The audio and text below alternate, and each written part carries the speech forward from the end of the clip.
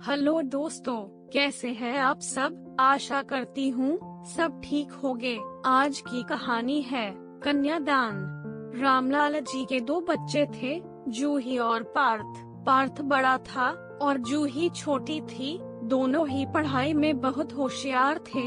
रामलाल और जूही की माँ लीला जूही को लेकर बहुत चिंतित थे, क्योंकि जूही ने अपनी शिक्षा पूरी कर ली थी। अब उसके लिए एक बेहतर रिश्ता खोजना था।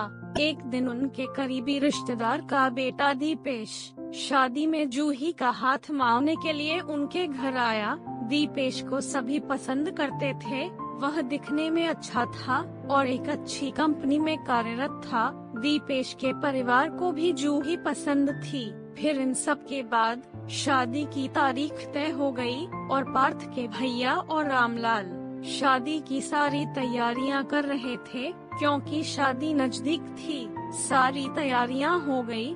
शादी का दिन भी आ गया। पार्थ जूही का हाथ पकड़कर मंडप में ले आया। जूही सुंदर गुड़िया सी दिख रही थी। सुंदर नाक, आंखें, रंग गोरा, लंबी लंबी चोटी। जूही देखने में बेहद खूबसूरत थी। पार्थ जूही को मंडप में ले आया और पंडित ने जूही को हाथ आगे करने को कहा और उसका हाथ कांपने लगा। जिस पिता ने इस हाथ को पकड़कर दुनिया में चलना सिखाया, वहीं आज उसका हाथ किसी और पुरुष के हाथ में देने जा रहे थे। अपनी उस बेटी के बिना अपना बाकी का जीवन बिताना, ये विचार ही उनके लिए काफी कष्टदायक था। पिता ने उसका हाथ पकड़ लिया और उसके होने वाले पति ने नीचे से उसके हाथ को सहारा दिया। कन्यादान की रस्म शुरू हुई। हाथों से पानी की एक एक बूंद गिरने के साथ पिता की आंखों से भी बूंद बूंद आंसू गिर रहे थे।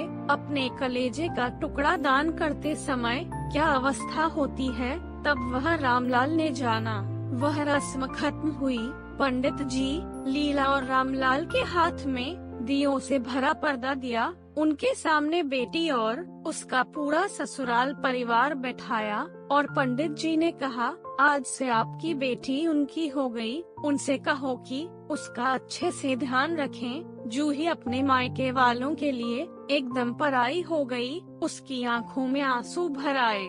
जूही को 2 दिन की ट्रिप पर भी भेजना माँ के लिए कितना मुश्किल होता था, और अब उसको हमेशा के लिए दूसरे के घर भेज दिया जाए और उसको अपने ही घर का मेहमान बना दिया जाए। यह बात अब माँ को समझ आ रही थी। उस रस्म के बाद दूल्हा गेट पर आ गया। पंडित जी ने आवाज दी, लड़की के मामा लड़की को लेकर आओ। उस मामा का हाथ पकड़कर वह उस अंतर पाठ पर जा रही थी। सुबह उठकर एक साथ नाश्ता, फिर मस्ती, फिर मामी के हाथ का खाना और रात में मामा के गोद में सिर रखकर सोने वाली भांजी। आज उस मामा को दूसरे के हाथ में सौंपनी होंगी। यह सोचकर उसने अपने हाथ कस लिया और मंगलाष्टक प्रारंभ हो गए। भाई दूज के दिन बिना कुछ मांगे मिलने वाला गिफ्ट, एक साथ फोड़े हुए पटाखे, टीवी कौन देखेगा, इस पर झगड़ा और दादाजी गुजर जाने के बाद उन दोनों का गले लगकर रोना। दोनों भाई बहन आज एक दूसरे को देख रहे थे। उतनी ही देर में मंगलाष्टक समाप्त हो गए। मंगलाष्टक समाप्त हो जाने के बाद जूही अपने आगे आने वाले नए जीवन को लेकर उत्साहित हो गई। जूही ने वरमाला पहनाई और अपने पति दीपेश के पास खड़ी हो गई। जूही के सामने बहुत से लोग खड़े थे। कुछ आशीर्वाद दे रहे थे और कुछ पास होकर स्तुति कर रहे थे। फोटो के लिए उसकी सहेलियां आई। एक ने उसका हाथ पकड़ा, दूसरी ने उसका पल्लू अटका हुआ निकाला, तीसरी ने उसके आंसू पोंछे।